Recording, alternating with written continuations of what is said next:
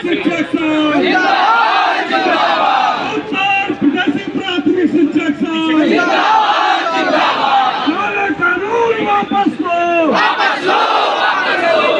देखिए, उत्तर प्रदेश के बेसिक शिक्षा परिषद के अध्यापकों के लिए आनन फानन में विभाग द्वारा डिजिटल अटेंडेंस का फरमान जारी किया गया।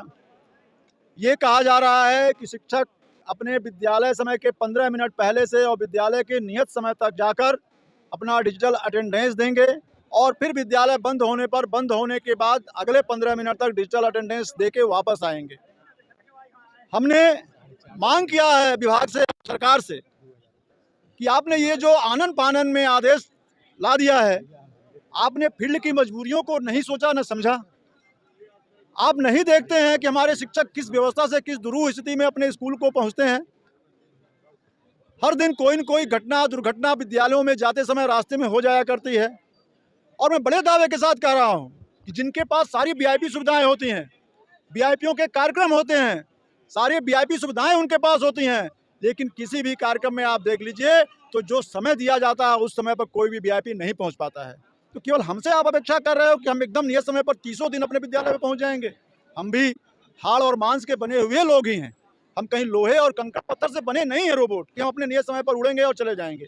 हमें भी उन्हीं रास्तों से जाना है, भारतवर्ष के और उत्तर प्रदेश के, जिस पे आप चलते हो, जहाँ आए दिन सड़क जाम की समस्याएं रहती हैं, दुर्घटनाएं होने पर पुलिस वाले ट्रैफिक जाम कर देते हैं, आपदा आने पर, चाहे बाढ़ या बारिश आने पर पेड़ गिर जाते हैं। तो हम भी महीने में 2 दिन, 1 दिन, 4 दिन, 10 मिनट, 5 मिनट विलम्ब हो सकते हैं, लेकिन ये सब बिना सोचे। हम 1 मिनट भी लेट होंगे, 8:01 पर अगर हाजिरी लगेगी तो हम पूरे दिन अनुपस्थित हो जाएंगे। फिर आप बताइए हम विद्यालय में जाके क्या करेंगे।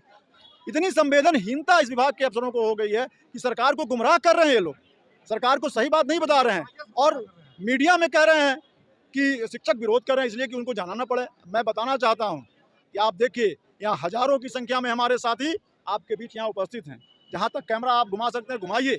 देखिए, ये सारे लोग 2 बजे अपना विद्यालय पूरा करके 2 बजे के बाद इस प्रांगण में उपस्थित हुए हैं, क्योंकि आज हमारा कार्यक्रम है कि हम बीएसए को के माध्यम से उत्तर प्रदेश सरकार और विभाग के अध्यक्ष डीजी महोदय को अपना ज्ञापन हम प्रस्तुत करेंगे।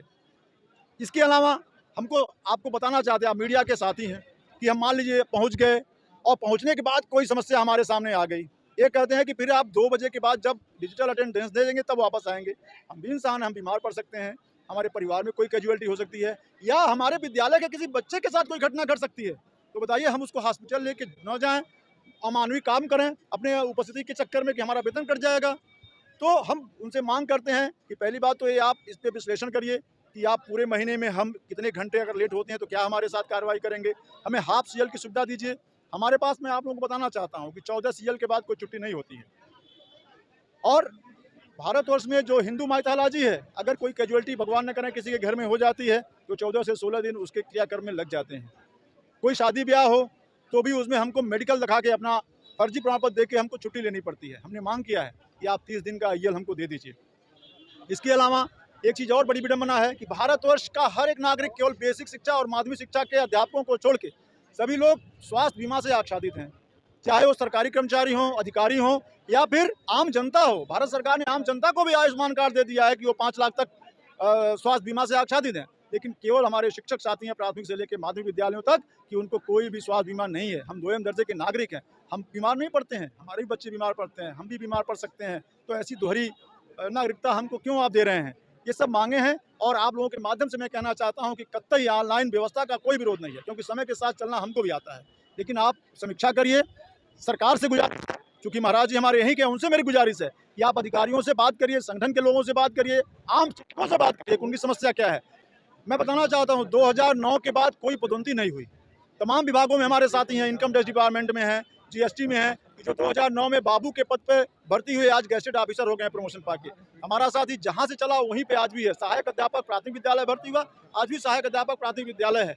क्या है, आप कितनी लेट लतीफी होगी, किताब आप सारे विद्यालयों में पहुँचा नहीं पा रहे हो, क्या कारण है। किसी वर्ष का देख लीजिए, पिछले साल का देख लीजिए, इस साल का देख लीजिए, आज तक किसी भी जिले में, पूरे प्रदेश में मैं कह रहा हूँ कि पूरे भी जिले में कहीं किताबें नहीं पहुँची है। तो ये सब चीज़ें हमारी मांगे हैं। पहले तो ऑनलाइन की व्यवस्था की समीक्षा करिए। बहुत सारी विडंबनाएं हैं, आप अपने को सही नहीं कर रहे हो और हमें कह रहे हो कि आप कर लो। तो ये सब हमारी मांग है कि पहले ऑनलाइन जो डिजिटल व्यवस्था का आपने फरमान जारी किया है उस पर समीक्षा करिए, हमारी समस्याओं को समझिए और हमारी समस्याओं को समझने के बाद उसका समाधान करिए। हम बिल्कुल सरकार के आदेशों से के साथ कदम से कदम मिलाकर हमारे शिक्षक उनके साथ खड़े रहेंगे। अब हमारी रणनीति देखिए, आज तो हम इसके पहले पूरा हम बता दे रहे हैं आपको कि हमने अपने एक एक अध्यापकों से सहमति ली है कि हम इस काले कानून के से असहमति व्यक्त करते हैं। इसके पहले 11 और 12 तारीख को हमारे सभी साथियों ने अपने शिक्षकों से बैठक करके असहमति लिया है। फिर हमारा ये दूसरे चरण का कार्यक्रम है कि आज हम ज्ञापन दे रहे हैं, नोटिस दे रहे हैं। 23 तारीख को हमारा इसी प्रांगण में धरना है।